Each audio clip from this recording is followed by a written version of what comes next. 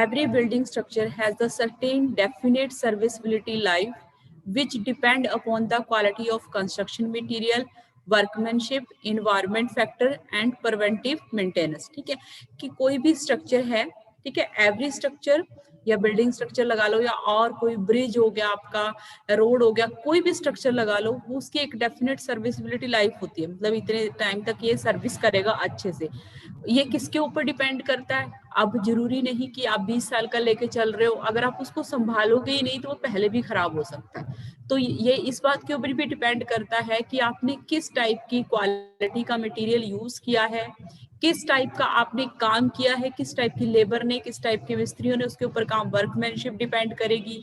और उसके बाद इन्वायरमेंट जो है वो फैक्टर डिपेंड करेगा। अब कहीं पे बहुत ठंड रहती है या फिर कहीं पे बहुत ज्यादा टेम्परेचर रहता है, या फिर हम जैसे नॉर्मल है यहाँ पे कभी मतलब एक मौसम आता है कि जब ठंड होती है और एक मौसम आता है कि जब बहुत गर्मी होती है, तो बीच में नॉर्मल मौसम है। तो यहाँ पे सब तरह के हैं, जैसे हिली एरिया लगा लो, वहां पे बहुत, साउथ के एरिया में बहुत गर्मी रहती है। तो मतलब ये है कि आपका डिपेंड करता है कि किस टाइप का इन्वायरमेंट है। उसके बाद प्रिवेंटिव मेंटेनेंस, मतलब आप टाइम टू टाइम उसकी मेंटेनेंस कर रहे हो या नहीं कर रहे हो, इस बात के ऊपर भी डिपेंड करेगा। Therefore the different repair material are required to protect and maintain the original form. ठीक है, किसी भी बिल्डिंग को या स्ट्रक्चर को ओरिजिनल फॉर्म में रखने के लिए, उसको मेंटेन करके रखने के लिए हमें क्या है, बहुत सारे डिफरेंट टाइप के मटेरियल की रिक्वायरमेंट होती है। Quality and serviceability of the structure for a longer period. ठीक है, उसकी क्वालिटी को इम्प्रूव करने के लिए, उस फॉर्म में रखने के लिए, क्वालिटी को इम्प्रूव करने के लिए और सर्विसबिलिटी को इम्प्रूव करने के लिए हमें क्या है, डिफरेंट टाइप के रिपेयर मटेरियल की रिक्वायरमेंट होती है। उसके बाद lack of the proper repair and maintenance cause total deterioration of the structure. ठीक है, वो पता ही है तुम लोगों को कि जब हम रिपेयर नहीं करते, मेंटेनेंस नहीं करते, तो क्या होता है, स्ट्रक्चर का धीरे धीरे आपका क्या होता है, खराब हो जाता है। And ultimately structure has to demolish and reconstructed. हमें क्या है, हमारे पास कोई ऑप्शन, हमें क्या करना पड़ता है, अल्टीमेटली हमें लास्ट में आके उसको डिमोलिश, मतलब दोबारा से बनाना पड़ता है, रिकंस्ट्रक्ट करना पड़ता है। ठीक है, उसके बाद a large number of new repair material are available for the treating many of the building defect quite effectively retard this process of the deterioration. ठीक है, हमारे पास बहुत लार्ज ऑफ नंबर मतलब रिपेयर मटेरियल अवेलेबल हैं जिससे हम लोग बिल्डिंग डिफेक्ट को ट्रीट कर सकते हैं, मतलब रिपेयर कर सकते हैं और रिटार्ड मतलब कम कर सकते हैं डिटीरिएशन के प्रोसेस को, जो धीरे धीरे खत्म हो रहा है उसको कम कर सकते हैं। तो ठीक है, हमने इंट्रोडक्शन में पढ़ा कि एक सर्टेन पीरियड होता है, किसी भी बिल्डिंग स्ट्रक्चर का लाइफ पीरियड होता है, सर्विसबिलिटी होती है, वो किसके ऊपर डिपेंड करती है, क्वालिटी ऑफ कंस्ट्रक्शन मटेरियल के ऊपर डिपेंड करती है, वर्कमैनशिप के ऊपर डिपेंड करती है, वहाँ का इन्वायरमेंट कैसा है, और प्रिवेंटिव मेंटेनेंस हम कौन से यूज कर रहे हैं इसके ऊपर डिपेंड करता है। उसके बाद कि हम रिपेयर मटेरियल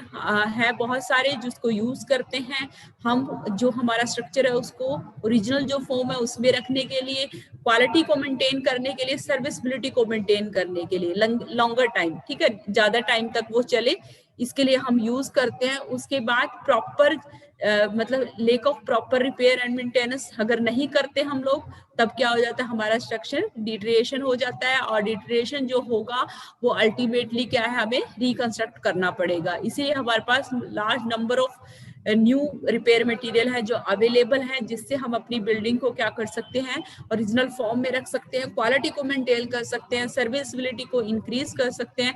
सर्विसबिलिटी मतलब जितने टाइम तक उसने काम करना है, ठीक है, सर्विस देनी है, तो उसको इंक्रीज कर सकते हैं, जिससे क्या है हमारा retard this process of the deterioration. ठीक है, डिटीरिएशन का जो प्रोसेस है उसको क्या कर सकते हैं, हम कम कर सकते हैं। उसके बाद नेक्स्ट जो है, अब हमें रिपेयर मटेरियल चाहिए है, अब रिपेयर मटेरियल चाहिए है तो हम ऐसे नहीं कि कुछ भी उठा के यूज कर देंगे, तो उसके लिए हमें कुछ कैरेक्टरिस्टिक चाहिए है, उसकी मतलब कुछ गुण होने चाहिए उस मटेरियल के अंदर जो हमें चाहिए है। ठीक है, तो हम the basic principle of the repair is that repair material should have the almost similar property as the base material. Repair करने जा रहे हो, डोर यूज कर रहे हो, ठीक है, डोर आपका खराब हो गया है, तो आपको वैसे वाली लकड़ी चाहिए, ठीक है, उस कलर की चाहिए, तभी आप वैसे जो दूसरे डोर है उनके साथ मैच करते हुए लगा सकते हैं। ऐसे तो नहीं ना आपकी पूरी बिल्डिंग में कोई और लगा हुआ है, उसको कहीं और टाइप का आप लगा दोगे। कंक्रीट कहीं से खराब हो गया है, तो कंक्रीट आपने पहले M20 का यूज किया है, M20 तो समझते हो ना, तुम्हें उसमें मैडम बढ़ा रहे होंगे, सिटी में भी तुम लोगों ने पढ़ा है, ठीक है। तो मिक्स जो बनाते हैं, जैसे 1:2:3 का बना है, या 1:1.5 का बना है, कौन सा रेशो हमने बना रखा है, ठीक है। तो उस हिसाब से अगर पहले जो मटेरियल हमने यूज किया ना वही हमने यूज करना है। पेंट है, अगर पेंट कहीं से उतर गया है तो ऐसे नहीं ना कोई भी किसी भी कलर का पेंट लाके कर दोगे, तो पहले वाला जो है उसी टाइप का हम लोगों को करना पड़ेगा। तो कहने का मतलब है, या फिर कहीं से क्रैकिंग आ गई है तो आप प्लास्टर यूज कर रहे हो तो भी आपको देखना पड़ेगा कि आपने कौन सा सीमेंट। तो मतलब हमने जो नया मटेरियल यूज करना है ना रिपेयर के लिए, वो उसकी जो बेसिक प्रॉपर्टीज हैं वो क्या होनी चाहिए, जो बेस मटेरियल जो पहले से लगा हुआ है उसके साथ मिलती जुलती होनी चाहिए। This is required to ensure that the properties of the old and new work are similar. Same वही बात बोल रहे हैं कि हमें ये इंश्योर करना है, ये रिक्वायर्ड है, हमें जरूरी है कि हम पहले वाला जो हमारा स्ट्रक्चर है, अब वाला जो हम बना रहे हैं, ठीक है, properties of old and new work are similar in order to maintain a good bond, ठीक है। गुड बॉन्ड बनाने के लिए हम लोगों को क्या चाहिए है कि पहले वाले जो हमारा मटेरियल है उसके साथ मिलता हुआ मटेरियल हम लोगों को यूज करना पड़ेगा, ठीक है, दो मटेरियल के बीच में अच्छा बॉन्ड बनाने के लिए। उसके बाद कि कौन कौन सी प्रॉपर्टीज होनी चाहिए, पहला है good bond with existing material. क्या बनाए वो, पहले वाले मटेरियल के साथ अच्छा बॉन्ड बनाए, ठीक है। उसके बाद नेक्स्ट जो है लो श्रिंकेज प्रॉपर्टी, कम से कम श्रिंक करे वो, ज्यादा श्रिंकेज नहीं होनी चाहिए। आप कंक्रीट उसके अंदर यूज कर रहे हो तो ऐसा नहीं होना चाहिए कि वो टाइम के साथ ज्यादा श्रिंक हो जाए, तो पहले वाला जो है ना उसको भी परेशान करेगा अगर श्रिंकेज ज्यादा होगी। तो उसके अंदर क्या होनी चाहिए, लो श्रिंकेज प्रॉपर्टीज होनी चाहिए। उसके बाद नेक्स्ट जो है mechanical properties of repair material should has close to base material as possible, ठीक है। मैकेनिकल प्रॉपर्टीज क्या होती हैं, पीछे आगे हमारा टॉपिक है कंपैटिबिलिटी, ठीक है। मैकेनिकल प्रॉपर्टीज होती हैं आपकी कि जैसे पहले वाला M15 का है तो M15 ही हम लोग यूज करेंगे, ठीक है। तो मटेरियल की जो क्वालिटी है जो हमने यूज किया है वैसा ही उसको, मैकेनिकल का मतलब होता है कि जो बेसिक जो हमारा है, ठीक है, कि जैसे सीमेंट कौन सा यूज किया है आपने वैसे वाला सीमेंट यूज करना, और मिक्सचर कौन सा यूज कर रहे हो आप, वो वाला प्रोसेस कौन सा यूज कर रहे हो, वो सारा हम लोगों को क्या है। बाकी इसके बारे में हम नेक्स्ट अभी आएगा आगे टॉपिक उसमें डिटेल में पढ़ लेंगे, ठीक है, मैकेनिकल प्रॉपर्टीज क्या है। उसके बाद है गुड वर्केबिलिटी, मतलब हम आसानी से काम कर पाए उसके साथ, ऐसा ना हो कि हमें बहुत मुश्किल हो। अब मान लो हम रिपेयर मटेरियल कर रहे हैं, आपको पता है जब बनाते हैं तो तब तो ऐसे होता है कि हम जो चीज जहां से हमें लेके आना है सामान वहां पे हम लोग क्या है बाद में बना लेते हैं कंस्ट्रक्शन। अब की बना हुआ घर होता है ना, जब उसमें रिपेयर करनी पड़ती है तो बड़ी मुश्किल होती है, तो हमें वर्केबिलिटी भी हमें इजी हो जाए, ठीक है। उसके बाद रिक्विसाइट हार्डनिंग प्रॉपर्टीज, ठीक है, जितनी हार्ड हमें उस मटेरियल को चाहते हैं कि वो हो वही हमें उतनी ही वो हार्डनेस दे, ठीक है। रिक्विसाइट का मतलब है पॉसिबल, ठीक है, या फिर जितनी रिक्वायर्ड है, ठीक है। रिक्विसाइट का मतलब रिक्वायर्ड जो हमें जरूरत है जितनी हार्डनिंग की उतनी हमें वो प्रोवाइड करे। उसके बाद coefficient of thermal expansion of the material should be compatible with the base material। जो पहले से यूज किया हुआ है, थर्मल एक्सपेंशन का मतलब होता है कि उसके ऊपर टेम्परेचर का कितना इफेक्ट पड़ता है। पहले वाला यूज कर रखा है उसके ऊपर टेम्परेचर का इफेक्ट कम पड़ता है, अब जो यूज किया है उसके ऊपर ज्यादा पड़ता है। तो दो ऐसे मटेरियल आप यूज कर दोगे तो उससे आगे आपको वो ज्यादा देर तक रुकेगा नहीं, फिर से वो डिफेक्ट आ जाएगा आपका।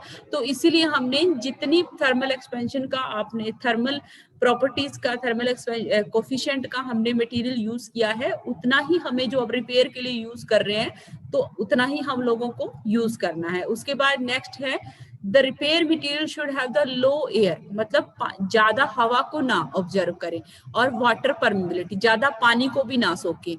This will be ensure that moisture will not permit through it the old concrete. ठीक है, अब ज्यादा पानी यूज कर रहे हो आप या ज्यादा हवा आ रही लग रही है उसके ऊपर, तो पहले वाला जो है ना उसके ऊपर भी पानी चला जाएगा। और ये भी आगे इसने लिख दिया है नेक्स्ट में कि repair material should have the minimum curing requirement. ठीक है, पानी आप यूज करोगे नए के लिए, जैसे कंक्रीट की क्यूरिंग करने के लिए या ब्रिक की क्यूरिंग करने के लिए हमें क्यों क्या चाहिए, पानी चाहिएगा, तो हमें कम से कम पानी यूज करना है। ऐसा ना हो कि वो पहले वाले मटेरियल में एंट्री कर जाए, उससे क्या होगा, डैम्पनेस आ जाएगी।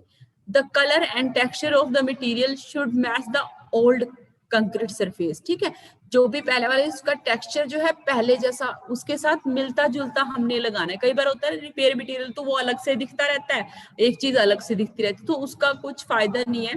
तो अगर हमें मटेरियल यूज करना है तो ऐसा यूज करना है कि उसका कलर और जैसा वो अपीयर हो रहा है उसका जो टेक्सचर है वो क्या होना चाहिए, सेम होना चाहिए जो पहले वाला हमने यूज कर रखा है। उसके बाद द लास्ट जो है, the repair material should be safe in use of the worker, should be environment friendly. ठीक है, ये यूज कर रहे हैं उनके लिए भी सेफ होना चाहिए, ऐसे नहीं कि उनको कोई नुकसान पहुंचाए वो।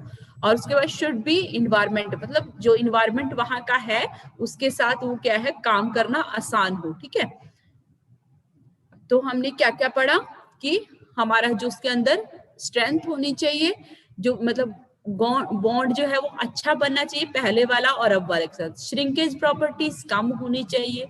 मैकेनिकल प्रॉपर्टीज में कि आपने जिस क्वालिटी का कंक्रीट वहां पे यूज किया या कुछ भी मटेरियल यूज किया वैसा ही मिलता जुलता होना चाहिए। जैसे मान लो पहले आपने टीक वुड यूज करी है डोर के लिए, तो अब भी आपको टीक वुड ही यूज करनी चाहिए। ऐसे नहीं कि आप कुछ भी शीशम की वुड यूज कर लो या किसी चीज की भी आप यूज कर लो, तो वो आप नहीं यूज कर सकते। उसके बाद गुड वर्केबिलिटी।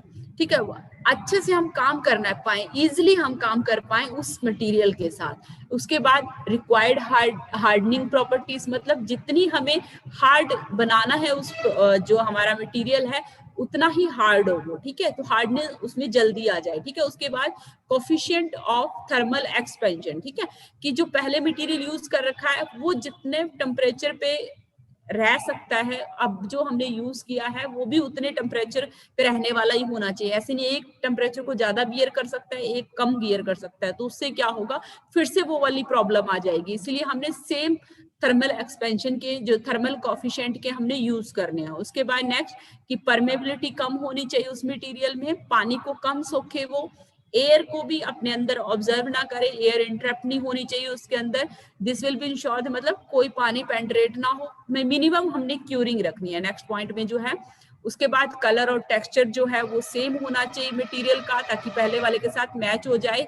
और उसके बाद लास्ट जो है, वर्कर के लिए क्या होना चाहिए, सेफ होना चाहिए और इन्वायरमेंट फ्रेंडली होना चाहिए, कि कैसा भी इन्वायरमेंट हो, चाहे तेज धूप हो आपका, चाहे हो सकता है आपका कोल्ड इन्वायरमेंट हो आपका, या नॉर्मल है, या बहुत तेज हवा चलती है, तो ऐसा ना हो कि उस मटेरियल को यूज करने में प्रॉब्लम आए। इन जो जिस हिसाब का आपका इन्वायरमेंट है उस हिसाब का हमने यूज